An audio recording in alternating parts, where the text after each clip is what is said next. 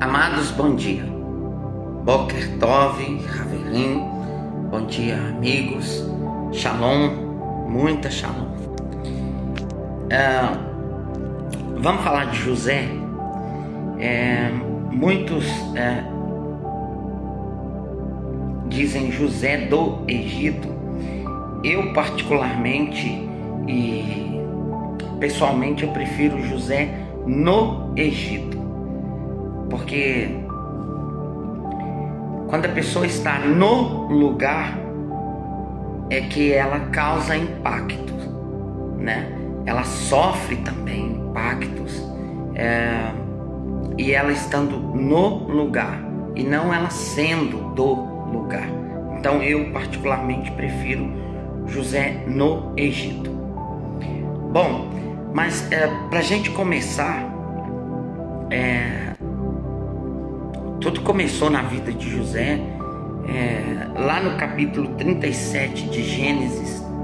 Tudo começou ali, quando José teve os seus primeiros sonhos, né? José era um sonhador e um visionário ao mesmo tempo. Eu acredito que quem sonha tem visões de um futuro, tem visões de dias melhores, e isso é dom de Deus, né? O sonhar é acompanhado de uma visão que a pessoa tem de enxergar lá na frente. Amém? Isso é dom de Deus. Bom, então tudo começou no capítulo 37 e a história vai sendo contada até no capítulo 50 de Gênesis, até o fim do livro de Gênesis.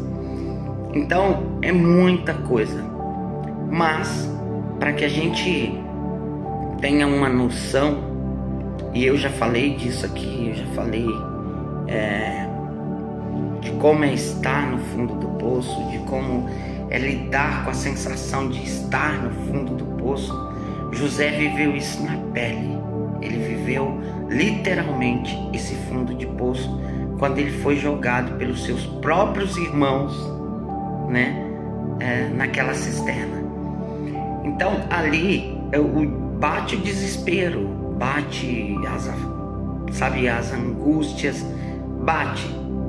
Mas o Senhor tem estratégias que nos faz sair do fundo do poço, que nos faz olhar para cima, né? E o estar no fundo do poço, você tem os lados, né, para olhar, mas você sabe que a saída tá para cima, né? Em seu estado, em seu ser, naquele momento você sabe que não tem como você cavar dos lados, você sabe que a saída tá para cima, né?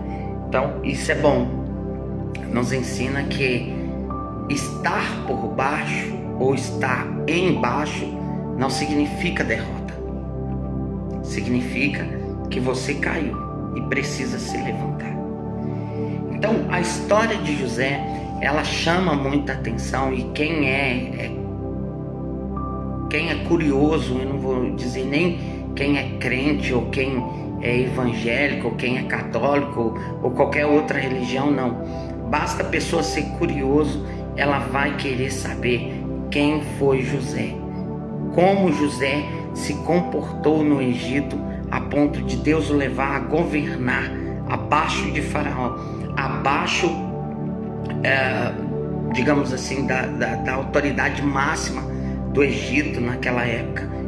José chegou a esse patamar. Então o lugar do pódio, o lugar máximo que alguém poderia alcançar ali, José alcançou.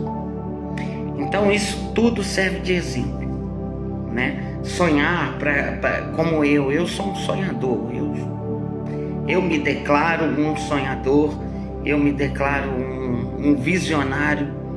Porém, muitas vezes a língua da gente ela não para quieta dentro da boca, e a gente conta esses sonhos, a gente fala para as pessoas deles, e às vezes as pessoas não estão pessoas não estão preparadas para ouvir você sonhar, para ouvir você dizer que sonha, para ouvir você contar seus sonhos, né?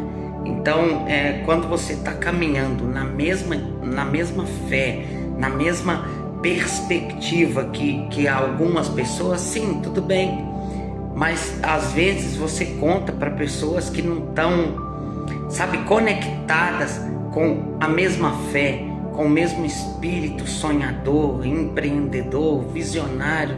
Então isso gera problemas.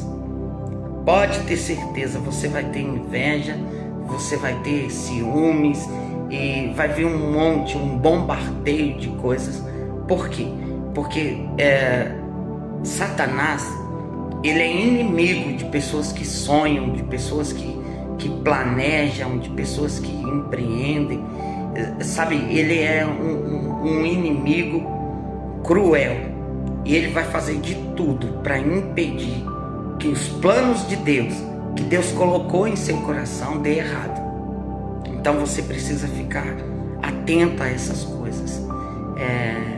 Eu digo que agora com 42 anos é que eu estou começando a aprender a viver de verdade, a identificar, e graças ao Espírito Santo, a sensibilidade do Espírito Santo nos ajuda a identificar as ações, as atuações diabólicas nas nossas vidas, nas vidas das pessoas ao nosso redor, né? E todo no contexto, no cotidiano, no contexto diário das nossas vidas.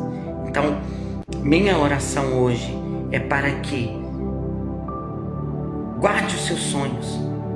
Você e Deus sabe o que você tem sonhado. Comece a guardar isso.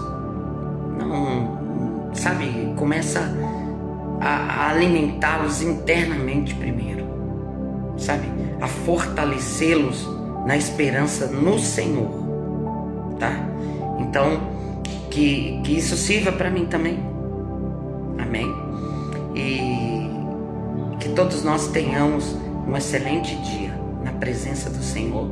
E nós não vamos parar de sonhar, tá? A gente sonha com um mundo mais digno, com justiça, com igualdade.